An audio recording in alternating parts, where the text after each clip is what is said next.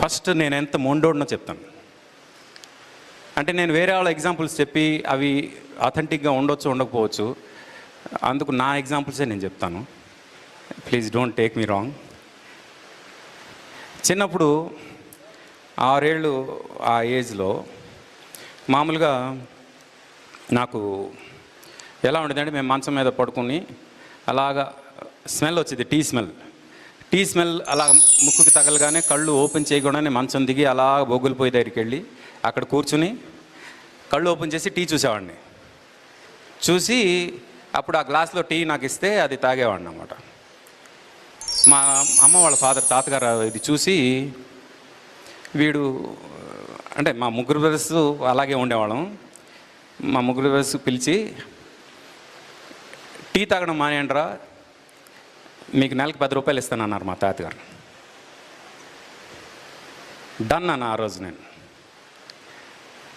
First month 10 రూపాయలు ఇచ్చారు, ఆ తర్వాత ఇప్పటి వరకు ఇవ్వలేదు ఆయన. నేను ఇప్పటి వరకు తాగలేదు.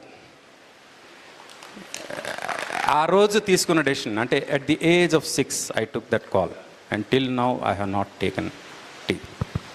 అందుకనే రాగానే మేము టీ ఆఫర్ చేశాను సార్ మీకు.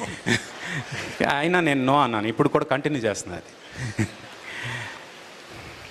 అలాగే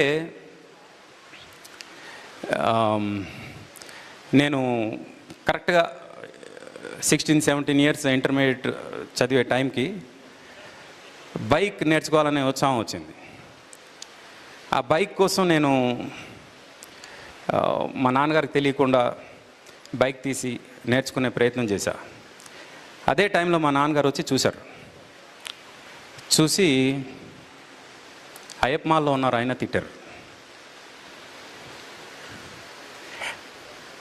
ఆ రోజు చెప్పాను నేను ఆయనకి, మళ్ళీ నేను వెహికల్ అంటూ డ్రైవ్ చేస్తే ఆ వెహికల్ నా సొంతం అయి ఉండాలి, దానిలో పెట్రోల్ నాది అయి ఉండాలి అని చెప్పా. కానీ నేను ఫస్ట్ కొన్న వెహికలే స్కోడా కారు. ఆ స్కోడా కార్తో డ్రైవింగ్ నేర్చుకుంటే యాక్సిడెంట్లు అవుతాయని నేను ఇప్పటివరకు డ్రైవింగ్ చేయలేదు. ఆ రోజు నేను తీసుకున్న నిర్ణయం, ఈ రోజు వరకు నేను డ్రైవింగ్ చేయకుండా ఆగిపోయాను. అయితే నేను తీసుకున్న నిర్ణయం రైటా రాంగా అని మీలో 2 పార్శ్వాలు ఉంటాయి. తను డ్రైవింగ్ నేర్చుకోకుండా తను తప్పు చేశాడు అని మీరు అనుకోవచ్చు, కానీ నా మాట ఒకటి అనుకున్నానంటే దాని మీదే ఉంటాను, అది తప్ప ఇంకో దానికి వెళ్ళను అనే దాని మీద నేను ఉంటాను. కాబట్టి నేనే రైట్ అని నేను అనుకుంటా. ఈ 2 ఎగ్జాంపుల్స్ మీకు ఎందుకు చెప్తున్నానంటే, మీ లైఫ్లో కూడా ఇలాంటి ఇన్సిడెంట్స్ చాలా ఫేస్ చేయవచ్చు, కానీ ఒకసారి ఒక డెసిషన్ కనుక మీరు తీసుకుంటే దాని మీద అలా నిలబడాలి అంతే. ఎప్పుడైతే అలా నిలబడతారో మీకంటూ ఒక స్పెషల్ పవర్ వస్తుంది. ఆ పవర్ ఏంటంటే, మీరే తలుచుకుంటే అది అవ్వగలిగే పవర్. మీకంటూ ఒక సంకల్పం పెరుగుతుంది. సృష్టిలో సంకల్పానికి మించిన బలం ఇంకేది లేదు.